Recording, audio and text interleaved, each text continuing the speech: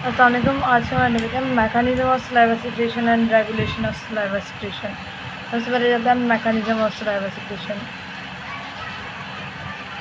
Saliva क्या है? Saliva एक फ्लूइड है जो सलाइवरी ग्लैंड से सिक्रीट होता है।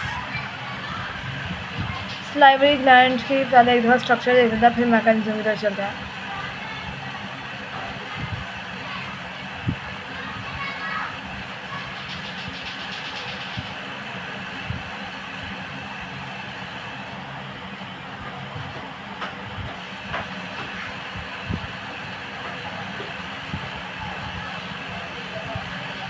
सलाइवरी ग्लैंड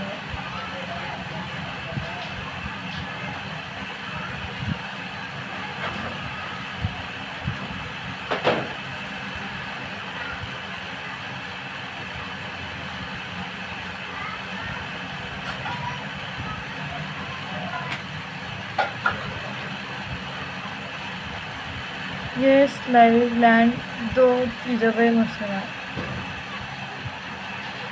सबसे पहले इसकी सरफेस एपिथेलियम है।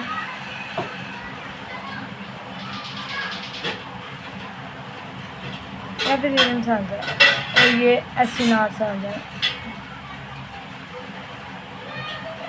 ये एसिनार सेल्स जिन्हें कहते हैं, ये एंडोक्राइन सेल्स है।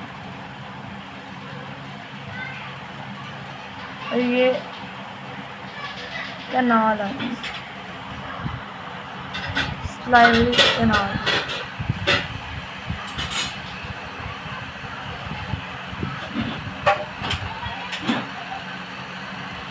सलाइवरी कैनाल या सलाइवरी डक्ट, ये कैनाल है और इसका सलाइवरी डक्ट्स ज़्यादा यूज़ होता है, इसलिए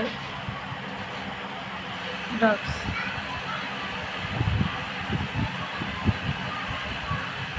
और सामने न्यूक्लियस।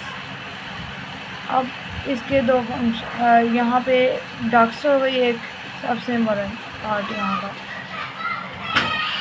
सलाइवरी ग्लैंड का, डक्ट्स। और यहाँ पे ये जो सारा पोर्शन है, बाकी यहाँ पे टिश्यूज़ होता है, कनेक्टिव टिश्यूज़।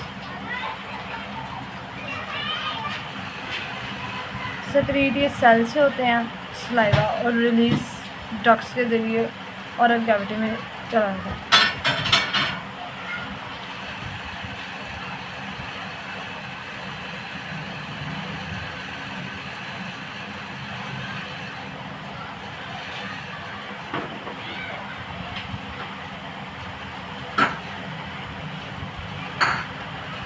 ये इसी की बस रिप्रेजेंटेशन है, लेकिन इसको थोड़ा बस बड़ा कर दिया जाएगा।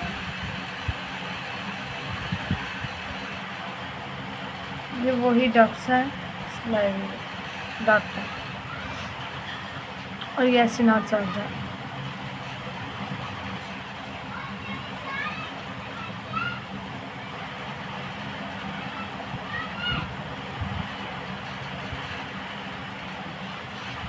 सबसे पहले यहाँ पर एक्टिव ट्रांसपोर्ट के ज़रिए मुख्तलिफ़ किस्म के आइंस को अंदर ज़बरदस्ती धकेला जाता है। जैसे सोडियम हो गया, सोडियम क्लोराइड एक ज़्यादा NaCl की, और पोटाशियम बाइकार्बोनेट, और इन सब के साथ साथ वाटर भी मूव कर जाता है। और पानी तो वैसे भी ऑस्मोसिस के ज़रिए भी मूव कर जाता है। बाकी ये सारे एक्टिव ट्रांसपोर्ट के ज़रिए।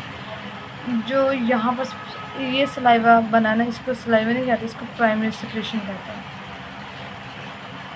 और ये प्राइमरी सेक्रेशन आइसोटोनिक होता है विद डेट ऑफ प्लाज्मा, लेकिन जो सलाइवा होता है वो आइसोटोनिक नहीं होता प्लाज्मा से, वो हाइपोटोनिक होता है। प्राइमरी सेक्रेशन जो है वो आइसोटोनिक विद प्लाज्मा। तकरीबन हर कंपोनेंट ले लिया जाता है। और वैसे सलाइवा जो है एक्चुअल जो सलाइवा जब बन जाता है तो वो हाइपोटोनिक होता है, वाटर ज़्यादा होता है इसमें। जब ये आगे की तरफ जाते हैं, डक्ट्स में मूव करता है, तो यहाँ से डक्ट्स में पोटाशियम इनसाइड मूव किया जाता है, जैसे कहते हैं बाइकार्बोनेट, पोटाशियम बाइक। और जो सोडियम और क्लोराइड होता है वो बाहर मूव हो जाता है। इसको भी एक्टिवली मूव करवाया जाता है इसको भी एक्टिवली, ये 3 एक्टिवली मूव करता है, सिवाय इसके ये पैसिव मूव करता है। तो सोडियम के साथ साथ ये खुद ब खुद कर लेता है। यहाँ पर जो अब साफ सलाइवा है, इसको मॉडिफिकेशन भी कहते हैं। ये डक्ट्स का काम होता है, सलाइवरी डक्ट्स में होता है। ये है मैकेनिज्म ऑफ सलाइवा सेक्रेशन। अब इसके देखिए रेगुलेशन, सलाइवा रेगुलेशन कैसे होती है। हर सिस्टम की तरह इसको भी रेगुलेट 2 तरीक़ों से किया जाता है, सिंपैथेटिक और parasympathetic control.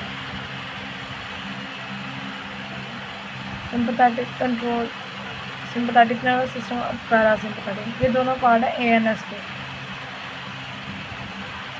Parasympathetic control, sympathetic control में 2 तरीके से कंट्रोल होता है। इसमें एक नोरेपिनेफ्रिन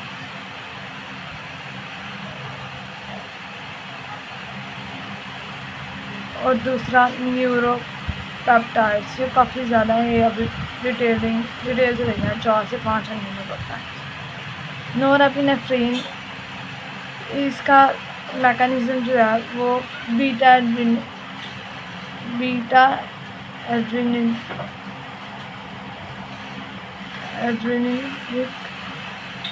एड्रेनर्जिक रिसेप्टर्स पे एक्ट करता है। बीटा एड्रेनर्जिक रिसेप्टर्स वो रिसेप्टर होता है जिस साइक्लिक एएमपी में इन्वॉल्व होता है, मतलब जीएस स्टिमुलेटरी और ग्लाइकोप्रोटीन इनहिबिटर वाला है, इन दोनों से। लेकिन सलाइवा को ये दोनों रेगुलेट करते हैं, दोनों ही सलाइवा सेक्रेशन को इंक्रीज़ करते हैं, दोनों इंक्रीज़ करते हैं सलाइवा सेक्रेशन को। लेकिन डिफरेंस कहाँ होता है, पैरासिम्पैथेटिक ज़्यादा इफेक्ट करता है और सिंपैथेटिक का जो इफेक्ट होता है वो कम होता है, और सलाइवा के टाइप भी फर्क आता है।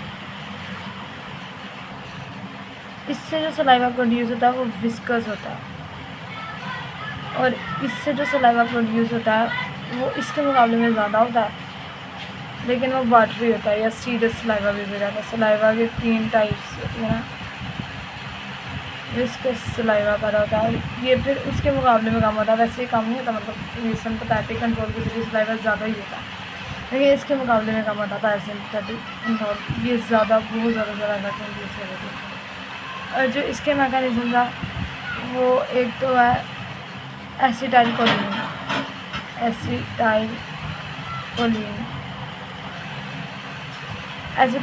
का रिएक्शन मैकेनिज्म वही है M3 रिसेप्टर पे एक्ट करके। उसके अलावा एसिटाइलकोलिन का ही 1-2 इफेक्ट्स हैं। एक और इफेक्ट है वो कैलिकरिन ब्रैडिकाइनिन वाला, वो आगे एक्सप्लेन कर रहा है। और इसके अलावा पैरासिम्पैथेटिक कंट्रोल में ये मायोएपिथेलियल सेल्स, इसकी कॉन्ट्रैक्शन भी करवाई जाती है। कॉन्ट्रैक्शन की इसलिए ताकि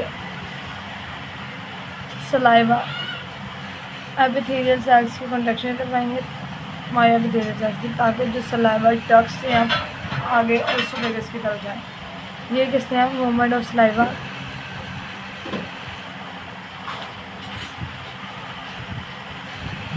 फ्रॉम सलाइवरी डक्ट्स तो ओरल कैविटी में जाएगा सलाइवा।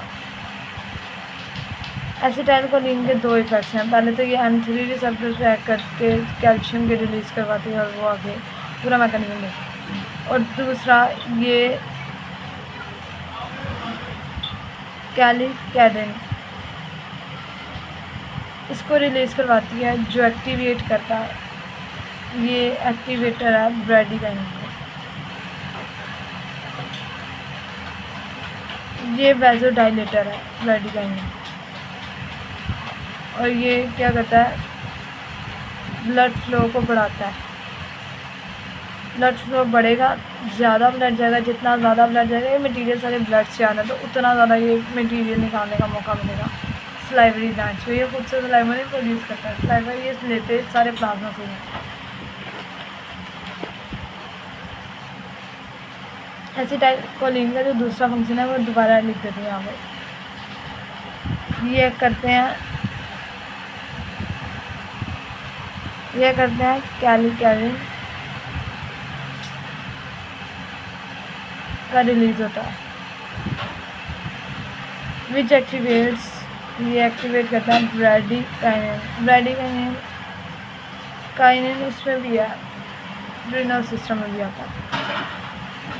तो ये वैसोडाइलेटर के तौर पर करता है, वैसल डायलेट होंगे, ब्लड ईजीली फ्लो होता है, ब्लड फ्लो ज़्यादा हो जाएगा, ब्लड फ्लो ज़्यादा होगा तो सलाइवा भी ज़्यादा प्रोड्यूस होगा। अब देख लेते हैं जो सिंपैथेटिक कंट्रोल में हमने न्यूरो पेप्टाइड्स की बात की थी।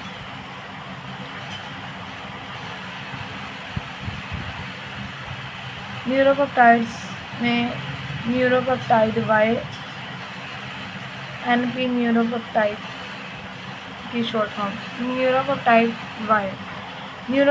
वाई और कैटिकोलामाइंस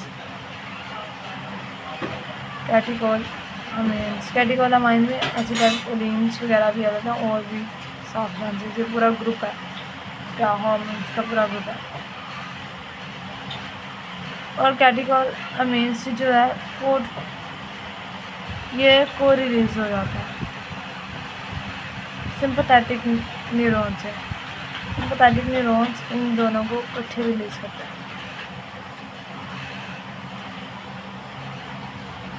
और एड्रिनल क्रोमाटिन सेल,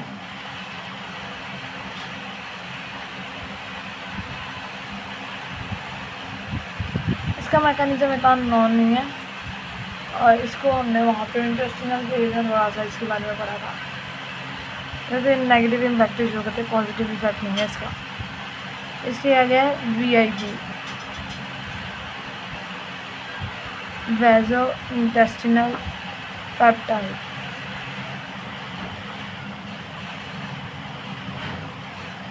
नाम से जाहिर है इंटेस्टिनल, मतलब ये कोई इंटेस्टाइन से साफ करता है। ये इंटेस्टिनल हार्मोन है। पेप्टाइड मोस्टली हार्मोन ही होता है। इंटेस्टिनल हार्मोन है ये दो किस्म के सलाइवरी ग्लैंड्स, मेजर और माइनर। मेजर में आता है पैरोटिड, सबलिंगुअल और सबमैंडिबुलर।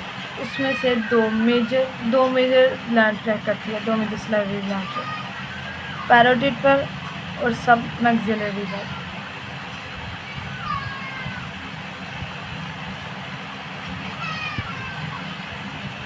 और सलाइवरी फ्लो को बढ़ाती है।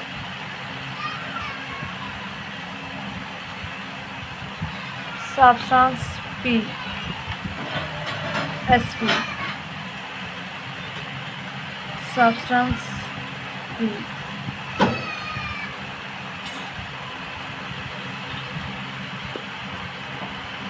ये दो किस्म के सलाइवरी ग्लैंड्स में ही प्रेजेंट होता है।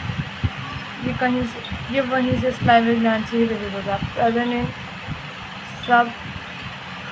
सब मैक्सिलरी या सब मैंडिबुलर एक ही है ग्लैंड, और पैरोटिड सेम दोनों ग्लैंड है यही है। और ये क्या कहते हैं, सलाइवा सिक्रेशन को बढ़ाता है।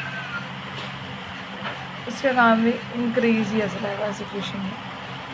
उसके है CCK, इसके अलावा CCK ये भी इंटेस्टिनल फेज में पड़ा था। Cholecystokinin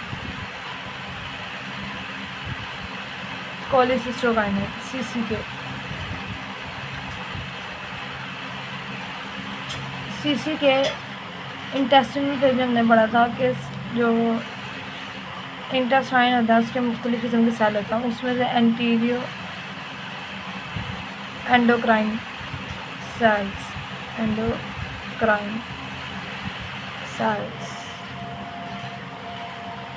upper part of small intestine, वहाँ से रिलीज। क्या करता है, फ्लूइड और एंजाइम सेक्रेशन